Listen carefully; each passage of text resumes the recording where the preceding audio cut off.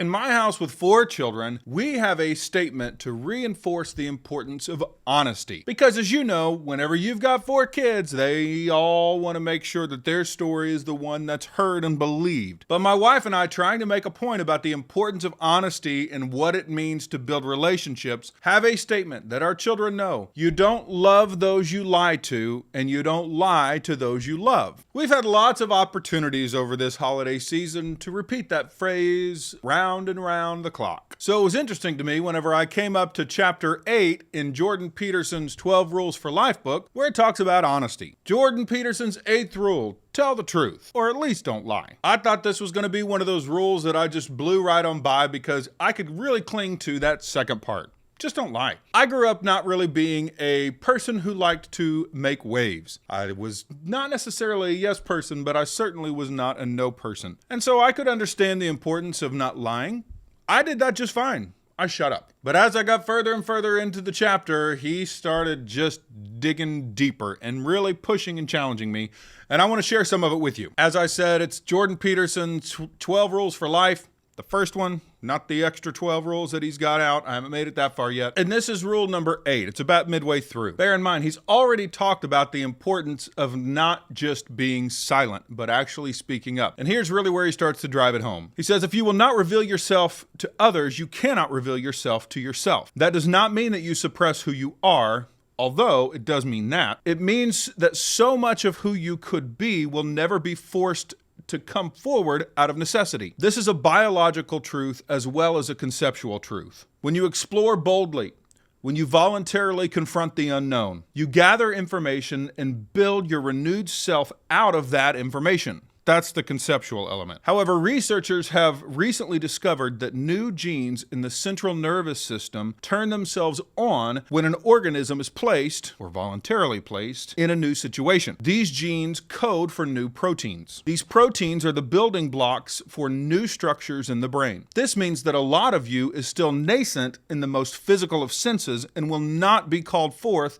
by stasis. You have to say something, go somewhere, and do things to get turned on. And if not, you remain incomplete. And life is too hard for anyone to be incomplete. If you say no to your boss, or your spouse, or your mother when it needs to be said, then you transform into someone who can say no when it needs to be said. If you say yes when no needs to be said, however, you transform yourself into someone who can only say yes, even when it is very clearly time to say no. If you betray yourself, if you say untrue things, if you act out a lie, you weaken your character. If you have a weak character, then adversity will mow you down when it appears, as it inevitably will. You will hide, but there will be no place left to hide. And then you will find yourself doing terrible things. Only the most cynical, hopeless philosophy insists that reality could be improved through falsification. Such a philosophy judges being and becoming alike and deems them flawed. It denounces truth as insufficient and the honest man is deluded. It is a philosophy that both brings about and then justifies the endemic corruption of the world. The prideful, rational mind, comfortable with its certainty, enamored of its own brilliance, is easily tempted to ignore error and to sweep dirt under the rug. Literary existential philosophers, beginning with Soren Kierkegaard, conceived of this mode of being as inauthentic. An inauthentic person continues to perceive and act in ways his own experience has demonstrated false. He does not speak with his own voice. Did what I want happen? No. Then my aim or my method was wrong. I still have something to learn. That's the voice of authenticity. Did what I want happen? No. Then the world is unfair. People are jealous and too stupid to understand. It's the fault of something or someone else. That is the voice of inauthenticity. It is not too far from there to they should be stopped, or they must be hurt, or they must be destroyed.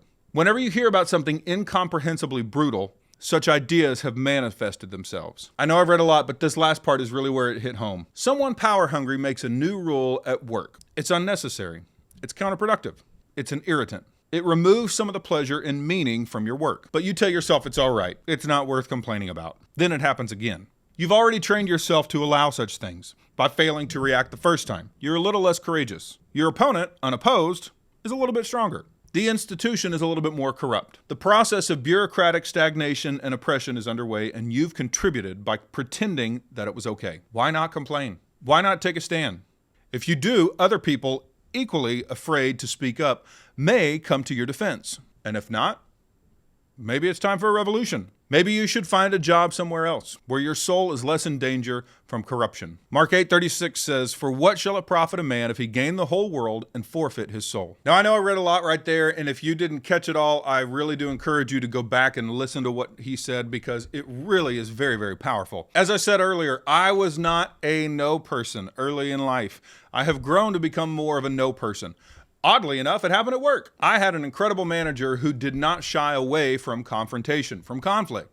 And even though he and I did not see eye to eye on many things, he still would tell me to speak up, to speak my mind, that if I'm in a situation that I'm there for a reason and that I needed to speak if I have something to speak about. As I was preparing for this video, I was thinking back to when my daughter had surgery, and she'd just come out of surgery and her cast was a little too tight. She'd had double hip surgery, so she was in excruciating pain.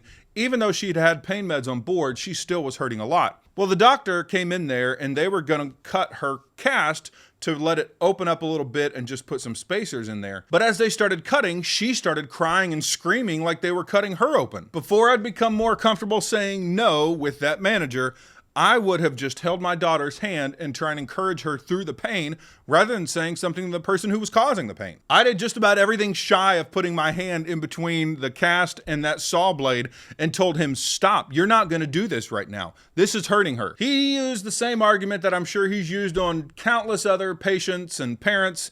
He said, "They always say that this hurts, but it doesn't really hurt. She's not really feeling anything. I'm not doing anything that's actually going to cause her pain." Because I had been comfortable saying no in other situations, I was able to have the clarity of mind in that situation to stand up with a legitimate argument and challenge his approach. I looked him dead in the eyes and I said, "So are you calling my daughter a liar?" I think that question snapped him out of it, and he just realized, I probably should wait on this one. This guy's not going to back down. And he did. He waited until the following day to come in and try and help adjust the cast when she had better pain meds on board. I wasn't in the room whenever it happened, but my wife told me that he repeated multiple times, "Make sure your husband knows that this didn't hurt. Tell him exactly what I did, how soft and gentle I was, that it didn't hurt your daughter at all." I still have examples that come up where I'm actually kind of surprised of how I respond in a situation just because it was so far removed from what I was used to growing up that it really is like a new side of me has been unlocked. My wife laughs about it because it's so contrary to the man that she met, but she loves the fact that it's something that's come up. She loves the fact that it is bringing out new things in me. And like Dr. Jordan Peterson said in his book, there are actual researchers who have confirmed that you literally change the way your brain is wired when you expose yourself to new situations,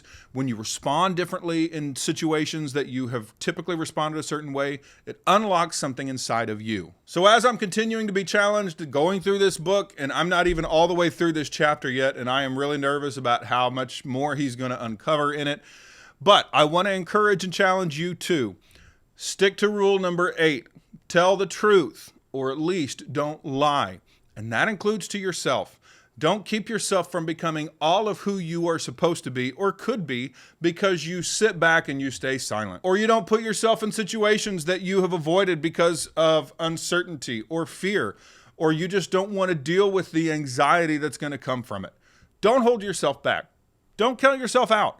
Challenge yourself. Find out who you really are, because as you continue to respond newly in different situations, you will start thinking differently and you'll start acting differently as well. So join me on this journey to become the complete version of ourselves, because life is too challenging to try and do it incomplete. Thank you so much for joining me. I hope you got something out of this. I know it was a lot of reading, but hopefully the reading translated well. If you're not subscribed to the channel yet, I would greatly appreciate it if you would consider subscribing. If you like the content, give me a thumbs up, put something down in the comment section, share it on social media, and I will see you next time when we can share a cigar and change the world.